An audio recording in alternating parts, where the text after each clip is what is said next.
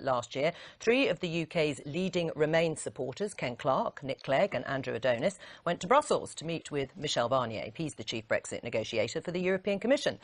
They were criticised by some who claimed they were seeking to undermine the British government's position. Well, Mr Barnier said his door is always open to senior political figures.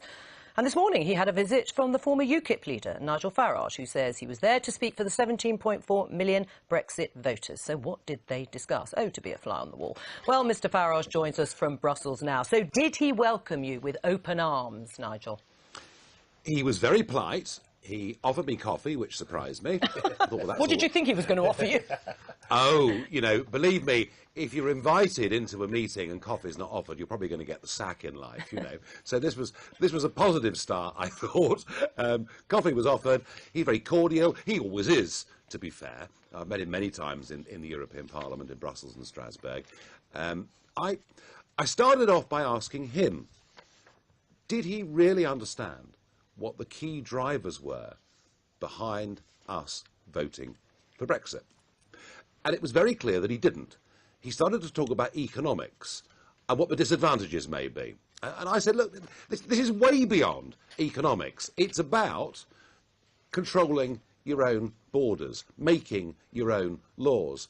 I said, and do you not understand, Mr Barnier, that open-door immigration to the European Union was a major driver of the Brexit vote? And the answer was no, he did not. And I thought what was interesting was that I'd gone there. And you're quite right. You know, when I saw Lord Adonis, Ken Clarke and Sir Nick Clegg here, it sort of drove me bonkers. I thought there's a degree of collusion going on here. Forget the Russians. The real collusion is between the British elites and Brussels. So and now you're there. Well, yes, but I'm not a colluder, believe me. But what was very interesting was, if you believe, as I believe, and all polling research backs up, that immigration was a key driver of the Brexit result, the disappointing thing is that clearly nobody from the British government has actually explained that to him, and that no progress has been made on that subject whatsoever. But that is your view, isn't it, Nigel Farage? I mean, you are a sort of self-appointed representative. You're a self-appointed representative of the 17.4 million Brexit voters. The government say they respect the result of the referendum. Labour says they respect the result of the referendum. What makes you the expert when UKIP did really rather badly in the election to know what was in the mind of all those Brexit voters? Well, I mean, there is something called political science, there is something called polling, all of which shows you that before, during the referendum, that one of the key drivers was getting back control of our borders, and people like Kwasi Kwarteng on your programme today believe in that very strongly. And when I said I was coming to represent the view of the 17.4 million voters, it was utterly justified when I saw the incomprehension in his face that this had been a key issue. Look, I don't doubt that Mrs May will take us out of the European Union, but this big key issue of immigration that everybody finds too embarrassing, too awkward to discuss, they'd rather just brush it under the carpet, it's still there, out in the country, people do still care about it. I mean, is it any wonder we have an NHS crisis when we have a population growing by 500,000 a year? And clearly, wherever we are, with trade, with the European Court of Justice, with financial settlements, immigration has not yet even been discussed. Right, Kwasi Kwarteng, what do you say in response to that? That actually, Nigel Farage says he knows what the main driver was behind the 17.4 million people who voted for Brexit. Is he right about immigration? I think immigration was a portion of it. Certainly in my constituency, it was something that came up. Main driver, says Nigel. I think it's a bit simplistic, perhaps, to say that was the only thing, because I'm not accusing Nigel of being simplistic, but there were other issues. There's sovereignty. I mean, Nigel mentioned the fact that it might be a good idea to make our own laws, and I think people felt that very strongly. And also there was deeply a sense that, you know, our political culture, our institutions were things that people actually valued, and they didn't want to be part of a United States of Europe, which is where people think the EU is heading. And are you pleased that Nigel Farage has gone to see Michel Barnier when Britain is in the middle of these complex negotiations? I mean, I know Nigel. I think he's a very eloquent, persuasive guy, and good luck to him. Right. What do you think, Nia Griffith? Will Nigel Farage be adding and helping the negotiations from the British point of view? Well, I doubt very much, but Michel Barnier is an experienced diplomat and he knows who the government is, and he's obviously keeping his door open to allow other people to go and speak to him.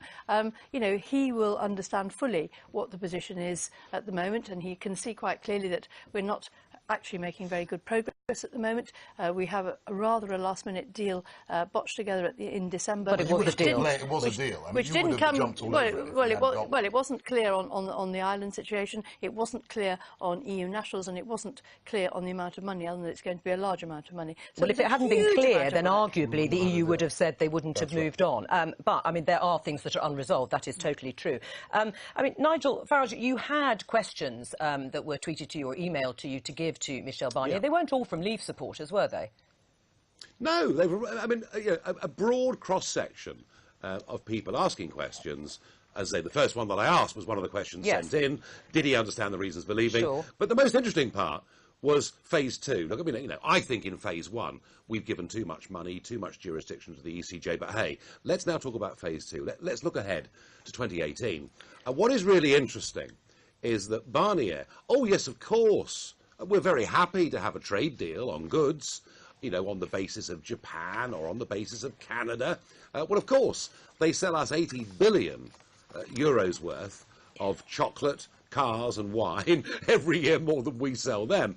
But when I mentioned services and financial services as being part of this package, I saw his whole body language change. I mean, he literally stiffened up and said, no, that simply can't be. Now, if we are going to enter a period of negotiation where, given the amount we've conceded in phase 1, if he is not prepared to make some concessions on that, then I think the big change in the Brexit debate that will come in 2018 is you will start to see very big voices in business say, let's not waste years and years on this. Let's actually just move to WTO rules and do so quickly. Right. Was no deal part of your discussion with Michel Barnier?